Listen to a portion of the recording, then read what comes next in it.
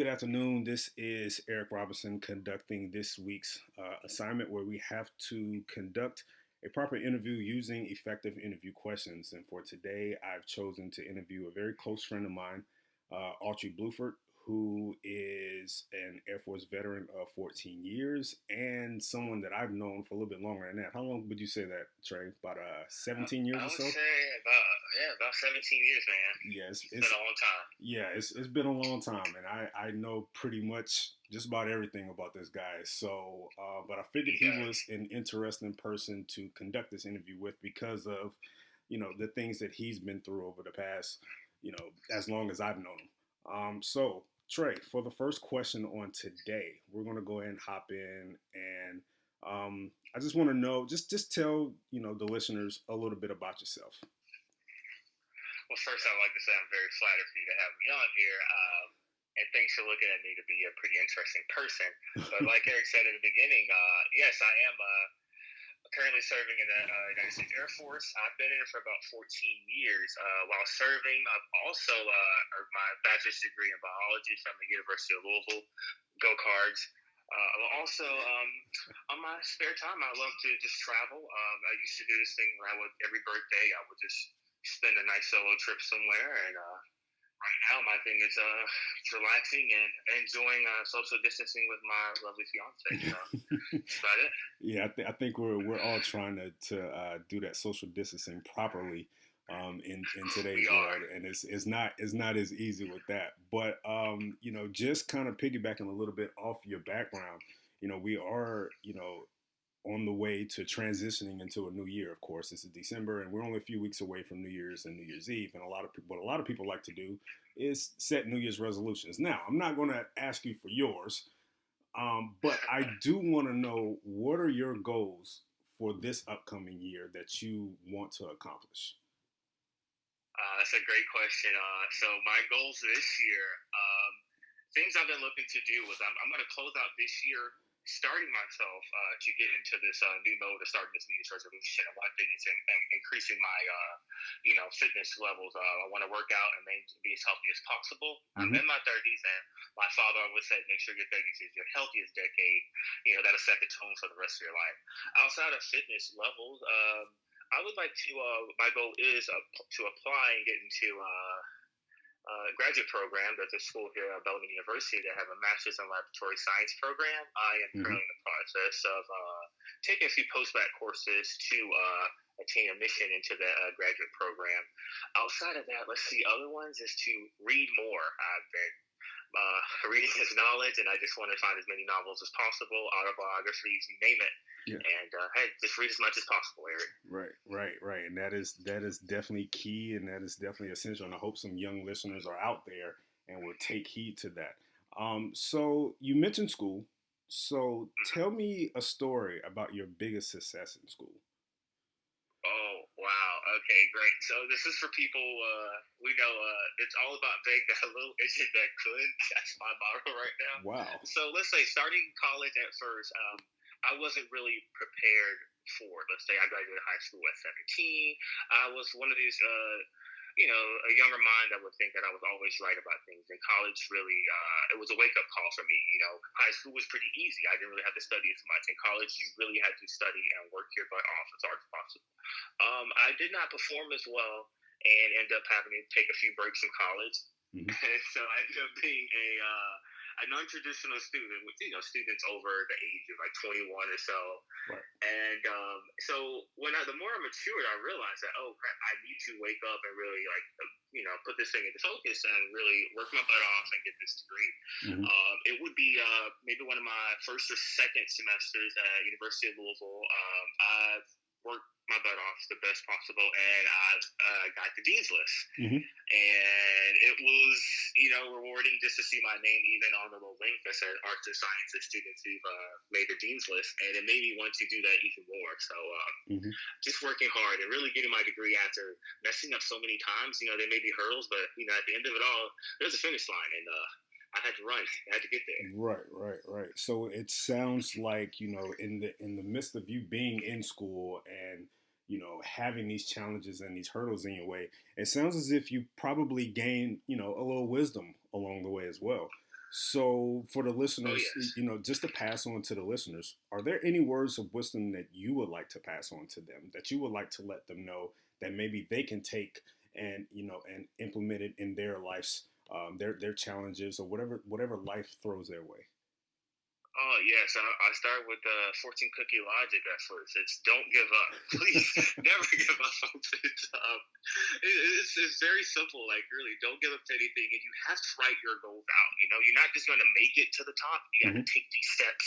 You have to take these steps, and when you divide it, you start to look at each goal, and you'll tell yourself, okay, first accomplish this. You know, Hmm. if I work my butt off and knock out each exam, I'll be Hmm. ready for the final. By the end of that semester, I'll have this. You know, Dean's List at this GPA, and Right. then study here, and then what next degree you need, and then what you need to accomplish to hit those next levels. So you break it down, and you don't give up when you have adversity, and then just keep making it. Right. Okay. So, with this, we're gonna segue a little bit into more of a personal viewpoint a little bit, and you don't Right. have to go into great detail because I already know how you feel about our friendship, and I'm probably like the most influential friend, the funnest friend you've ever been around. But anyway, Yes. um, Keep going. Yes. who are your best friends in life? What are they like? Describe them to the viewers and how much of an impact they actually had in your life. Oh, awesome. So group of my friends is a group of guys I've known for a very long time, about 17 years. That we said it would be, Right. of course, Eric Robinson. We have another guy, Aaron Bennett. Um, there's Brian Smith, and there's also another buddy of mine, Andre Wilson. So Right. I would tell you, like these guys I've known for the longest, and they really shaped me to be who I am today. Caught myself really liking this group of guys. So we all have different like skill sets and we all have different interests. But yeah, at the end of the day, we mold and we just come together. Eric Robinson being the sports guru we say of the group. You know, this Oh, guy stop knew it. everything about sports. Oh no, I have to say it. So this guy is someone who knew everything about sports, and it really got me, into it more. You know, he was the one that got us into for the NCAA the bracket challenge. He was the one that got us into that, and we've been going strong. Might I mentioned that I've won the last challenge? I believe I did. But if I recall, I think I won like the first three, so I gave you guys time to catch up a little bit. But go ahead. Go I'll give you that. We also have we also have a buddy named Aaron Bennett, and he is probably one of the craziest, very fun guy, and also very protective of his friends. And Very much he so. just happened to be like really the very bright and light sometime of the party. I'm sure you remember our Vegas trip. He was absolutely hilarious. Yeah, that was an interesting business trip that we took that we will not go into details over. Yeah. Yes, that's all. We'll end it there. We'll end it there. So after, that's Aaron. He's a really awesome guy. Shout out to Aaron. So after that, it's Brian. It's a very very cool guy. I would say unfortunately he's the one that went on to join the army. Hmm. You know, best luck to him with that. I'm joking. So he's a really cool guy. He loves to travel. I think he's been in pretty much every country in Europe, you name it. I also got the chance to meet him out in Rome. He's just very outgoing. You know, tries to be the stylish, cool one. Actually, all my friends are cool, but Brian is the one that he tries. He's a really good guy, really nice. But actually, everyone's just nice, and I'm really blessed to have this awesome group of friends because I've been at some low points. I'll tell you, and these guys are the ones that pick me up. And I've been at some very high points, and these are guys are the ones that really enjoy the ride with me. So I love you guys, and seriously, man, like can't wait for you guys to be my groomsmen at my wedding. So there Well, you go. I'm excited for that myself.